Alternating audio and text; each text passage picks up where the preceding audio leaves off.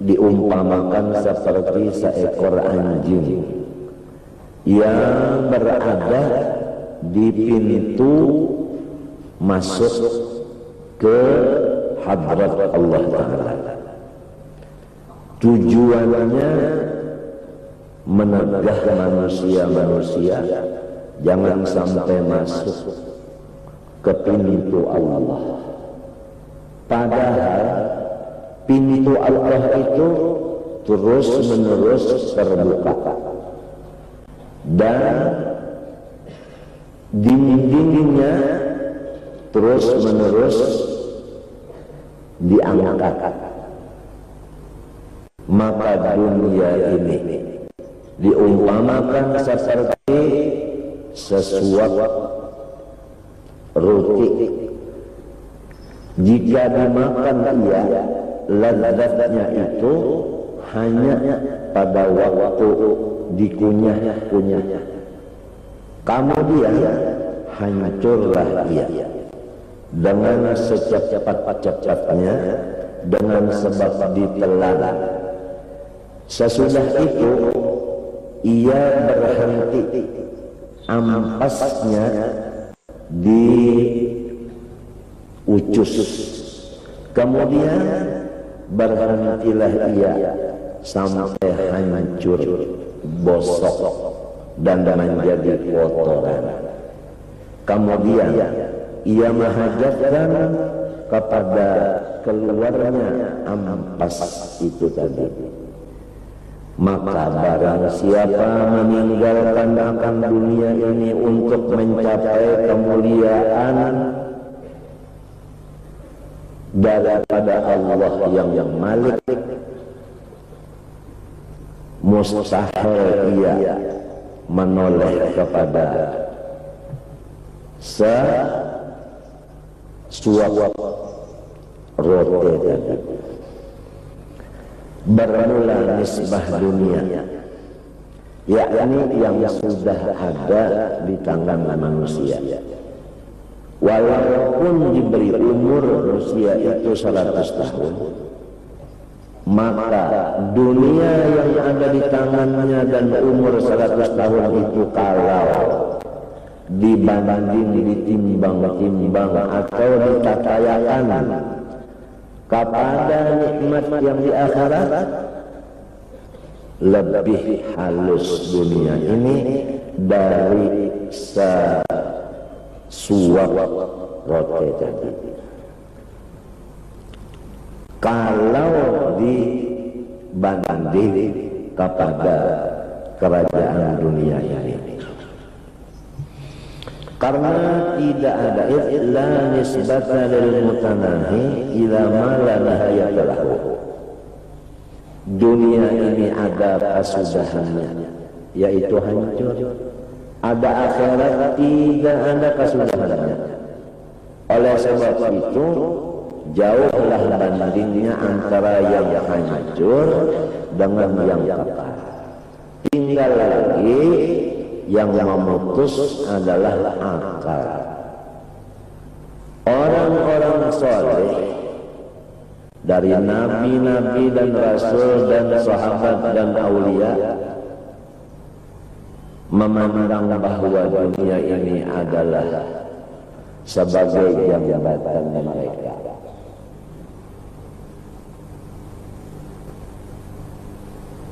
Jabatan digunakan untuk menyeberang ke tempat yang kekal. Jadi artinya akal lagi. Apabila bisa menggunakannya seperti dibikin jambatan untuk menyeberang kepada akhirat, maka itu orang namanya mengerti hikmah wujudnya dunia ini. Setiap apa perbuatan Allah pasti ada hikmahnya. Maka hikmah daripada wujudnya dunia ini adalah untuk jambatan menuju akhirat.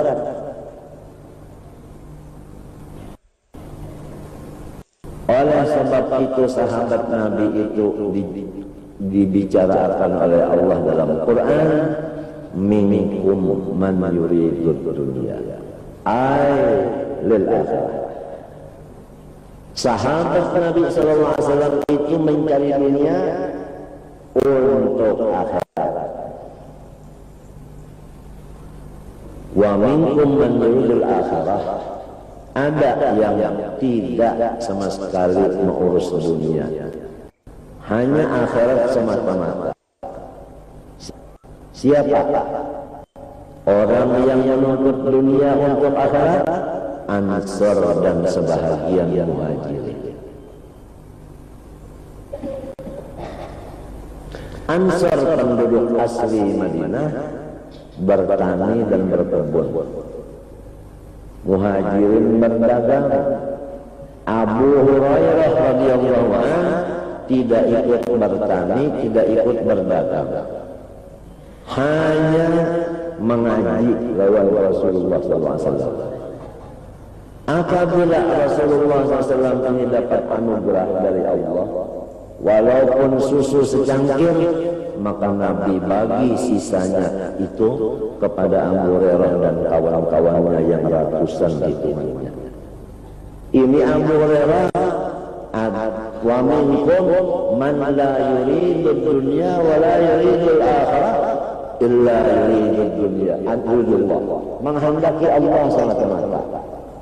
Jadi ada yang menghendaki dunia untuk akhirat, ada yang menuju ke akhirat semata-mata, ada yang tidak menghendaki dunia, tidak menghendaki akhirat, tetapi menghendaki yang antunya dunia dan akhirat. Semua itu adalah qismah ilahiyah, sudah Tuhan yang punya bagian-bagian. Ini kelasnya dunia untuk akhirat sekelas. Kelas yang ini akhirat saja. Kelas yang ketiga tidak tahu dunia, tidak tahu akhirat, hanya Allah saja. Siapa yang hanya Allah saja? Rasulullah SAW. Apa kata Tuhan dalam Quran? Qulillah thumma yadhum fi khawdihim yar'amun. Muhammad, engkau ini adalah untuk aku saja. Biarkanlah sahabat-sahabatmu itu bermain-main. Ada yang mementing dunia untuk akhirat, termasuk seperti orang bermain-main. Tapi untuk akhirat. Jadi begitulah semua kaum muslimin dan muslimat, karena syahadat dua kalimahnya sudah diikrarkan dengan lisan dan ditasdikkan dengan janan, kemudian dilaksanakan oleh arkan anggota, yaitu mencari dunia dengan tujuan akhirat. Seperti hendak tulak haji, ya tak? Seperti hendak nafkah diri dan keluarga, kan niatnya itu tadi. Seperti hendak pulang ke diaman, seperti lagi macam-macam niat-niat orang beriman, tidak ada yang jahat. Niatul mu'min khairun min amalih. Niat orang beriman pasti baik. Itu hadis yang mengatakan, karena ada imannya di hati, maka niatnya itu semua baik. Dengan dalil hadis niatul mu'min khairun min amalihi. Wa dunya mutanahiyatun alal qurbi. Dunia itu sebentar saja akan binasa. Ya, sebentar akan binasa. Walau kana tagamada alfi sanatin. Walau dunia ini umpamanya berkelanjutan sampai 1.000.000 tahun. 1.000 itu 1.000.000 kalau. Tapi namun akhirnya habis jua. Walau kanat tatamada alfi sanatin swafiyatan an kulli kabarin lakana la nisbatalaha ila na'imil abad. Walaupun 1.000.000 tahun tidak ada disertai kesusahan, gangguan, niscaya kalah juga lawan akhirat. Ini andai kata orang diberi umur 1.000.000 tahun, garing kada pernah, misalnya pangkatnya kada pernah turun, apalagi dicopot orang, duitnya kada pernah kurang, bertambah terus 1.000.000 tahun. Lalu inya berpikir memandang lawan nikmat akhirat, niscaya tidak ada artinya 1.000.000 tahun ini. Ya. Nah, karena ada bandingan ini tadi, maka 1.000.000 tahun ini dibikin jambatan untuk yang kata tadi, ad-dunya mazra'atul akhirah. Ya. Ada yang mengatakan bahwa dunia ini adalah safinatun najah. Dunia ini seperti kapal yang menyelamatkan kita. Ada. Dunia seperti kapal yang menyelamatkan kita. Dunia oleh sebab itu Allah Subhanahu wa taala menjadikan dunia untuk orang Islam, supaya orang Islam ini menjadikannya itu seperti jambatan atau seperti kapal yang menuju hadrat Allah Subhanahu wa taala. Seandainya tidak ada Tuhan menjadikan dunia ini, niscaya bangunan-bangunan sarana ibadah tidak akan terbangun. Iya kan? Duitnya kan ada di mana bola. Niscaya kota Makkah itu kosong, hanya nambah haji orang Makkah aja. Karena ada diulahkan dunia oleh Tuhan, pertama duit untuk setor, yang kedua pesawat untuk terbang, yang ketiga lagi bus atau motor yang lain, maka bisalah manusia yang jauh-jauh ini mengerjakan haji dan ziarah ke hadratnya Rasulullah sallallahu alaihi wasallam.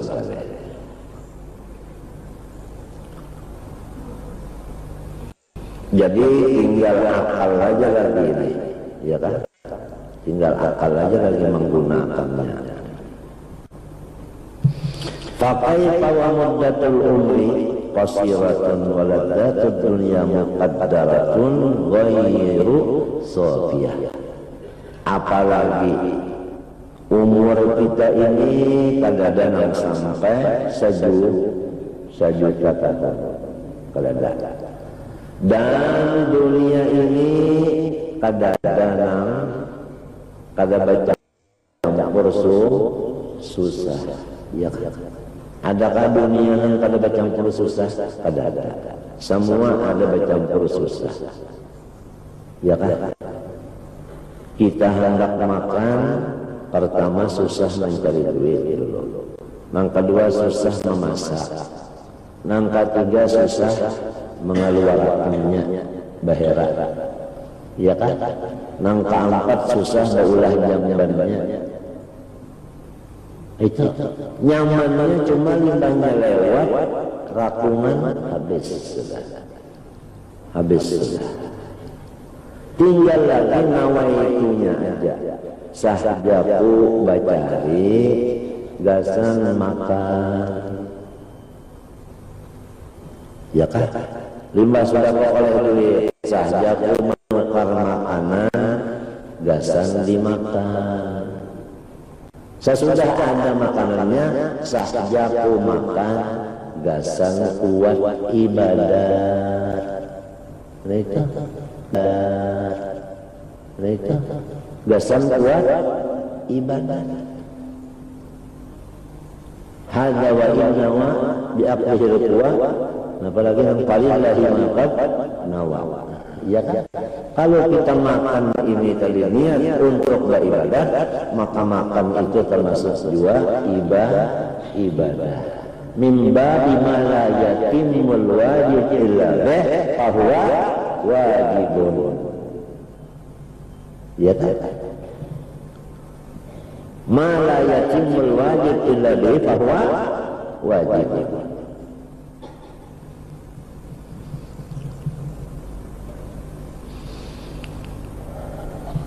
Fa'ayu nisbatin laha ila namil akhirah. Nah lalu setiap sesuatu ada hikmah. Kenapa jadi dunia ini mengandung kesusahan? Hikmahnya apa? Hikmahnya dunia ini mengandung kesusahan. Pertama, supaya kita itu dalam dunia ini melaksanakan kesabaran. Itu lamun tidak kan ada kesabaran kan ada. Ini supaya kita sabar. Nah, sabar ini dasar siapa?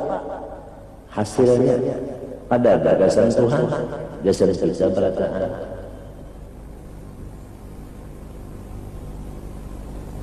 Oleh sebab itu barang siapa bangun subuh mencari nafkah untuk anak buahnya, lalu susah badannya, payah, awaknya uyuh, malam goreng, maka diampuni dosanya.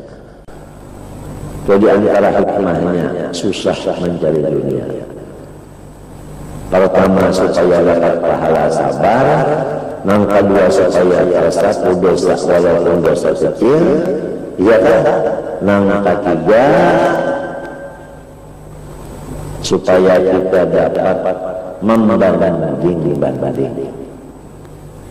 Kalau kita mencari uang, pakaian kita lain daripada kita sembahyang. Iya kan? Iya kan? Pasti kan? Nah, dan kalau kita beribadah, suasananya lain dari kita mencari uang. Kalau mencari uang panas, kita beribadah naon.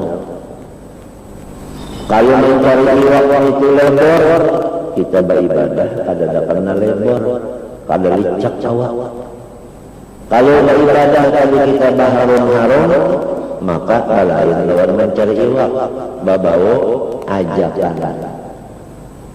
Ini supaya dapat membedakan itu tadi, membedakan.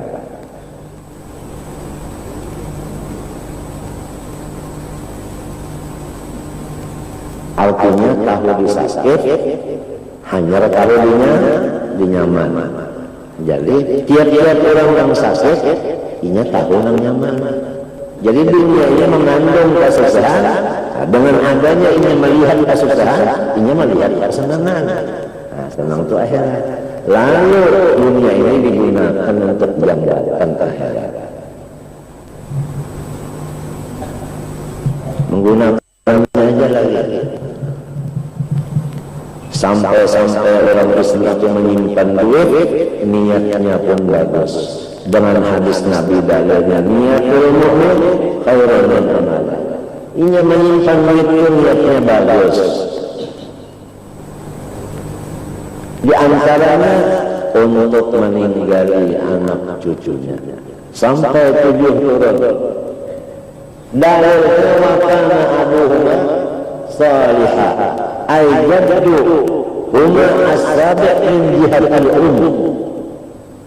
Ini orang dahulu berusaha mengumpulkan emas dan permata, berulah rumah, lalu dipatahnya emas dan permata itu dengan niat supaya keturunan yang ketujuh nantinya mewarisnya.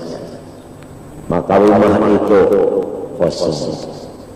Sampai di zaman Nabi Allah Musa alaihissalam, Nabi Allah Musa disuruh berjalan mencari Nabi Allah Khadir sebagai mencari ilmu laduni. Mencari ilmu laduni.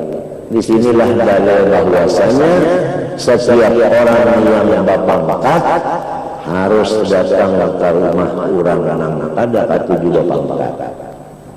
Jadi setiap umarok yang mau datang ke rumah ulama, tapi datangnya itu mengaji, ala antu'alimani, mengaji datangnya, maka itulah umarok yang paling bagus. Sebaliknya sejahat-jahat ulama yaitu yang menjilat kepada umarok. Itu hadis, bukan aku yang berucap kada.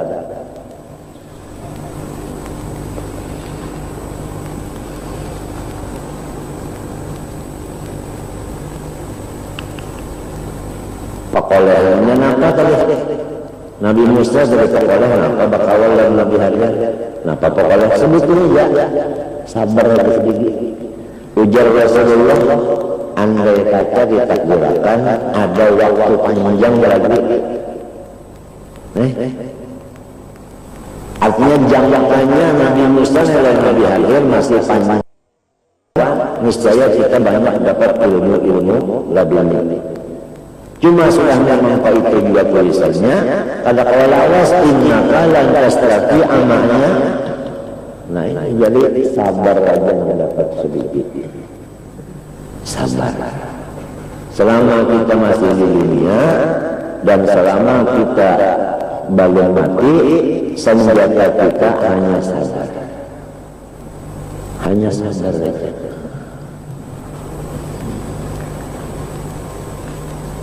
Sabar itu diujar di dalam kitab. Ittifaq ulama mengatakan sabar itu pertama, hati jangan marah. Yang kedua, lidah jangan mengadu kepada makhluk. Itu arti sabar. Maklum masih di dalam dunia. Dunia itu kalau menurut hadis Nabi, ad-dunya dari bala. Dunia ini sarangnya bala.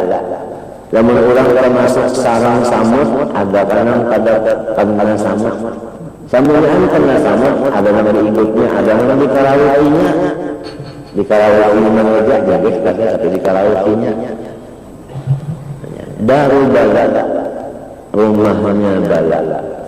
Jadi mahajataka sobat. Kada ada orang yang kadakan bala. Lamun masih di dunia aja lagi kada ada yang lepas bala. Tinggal lagi itu hikmahnya tadi, supaya kita dapat membanding. Kalau di dunia sakit, di surga nyaman.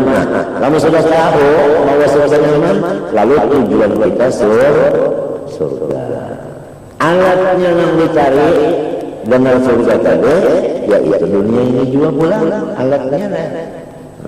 Matinya innalillah ibadan utana talaqud dunya wa khaful fitana ja'aluha lujjatan wa takhadu salihatil amal fiha susuna. Jadi pangkat dijadikan untuk akhirat. Kalau di sini ada yang berpangkat, gunakanlah pangkat untuk akhirat.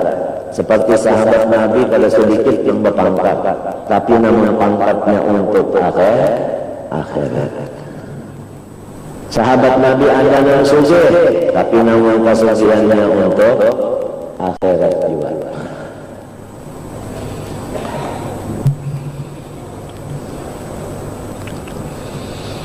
فإذا لا يلتفت الزاهد إلى زهده إلا إذا التفت إلى ما زهد فيه ولا يلتفت إلى ما زهد فيه إلا لأنه يراه شيئا مقتدا به ولا يراه شيئا مقتدا به إلا لحسن معرفته. Maka tidaklah orang yang zuhud hatinya itu menoleh kepada sifat kezuhudannya, kecuali menoleh kepada dunia yang dizuhudinya. Iya tak? Ya. Kan orang yang bersikap zuhud itu mata hatinya melihat dunia. Lalu ini tinggal apa? Tapi masih melihat tidak? Masih melihat. Orang yang berjauh daripada ular, orang itu melihat dengan ular. Lamanya kalau melihat dengan ular, ada kau berjauh. Tapi masih terpandang lagi luar dunia. Nah ini. Oleh sebab itu zuhud itu makom.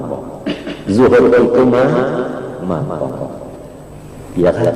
Nah, makom itu artinya ya kalau orang berjalan masih di tengah jalan. Paham?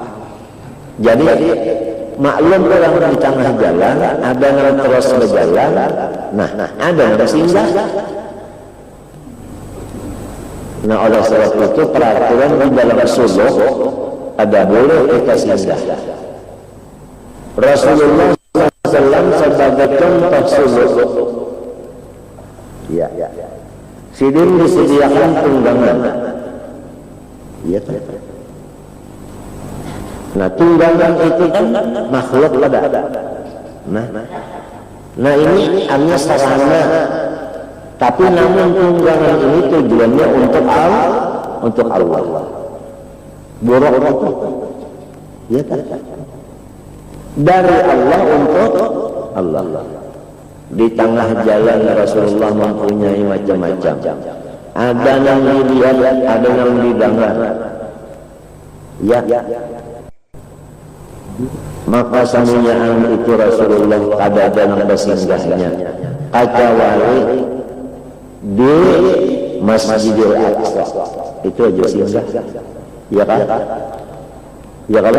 Lawan di Turisaina, lawan di Baitul Laham, ya kan? Ya kan? Dan singgahnya itu di mana? Di tempat yang baik. Apa gawe yang singgah? Ini kisah penyinggahan. Gawe yang singgah itu adalah ibadah. Sembahyang atas syariat Nabi Allah Ibrahim alaihissalam. Iya kan?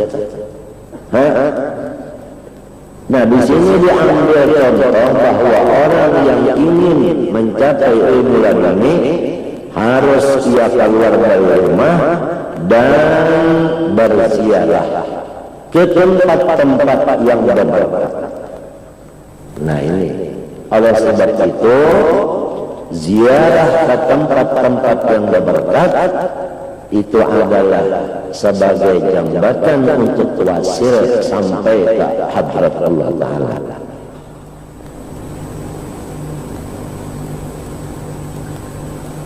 Ziarah gawean di tempat penziarahan tadi beribadah. Jadi misalnya ziarah Wali Songo, ya kan? Nah itu adalah sarana, ya kan, untuk sampai ke Allah.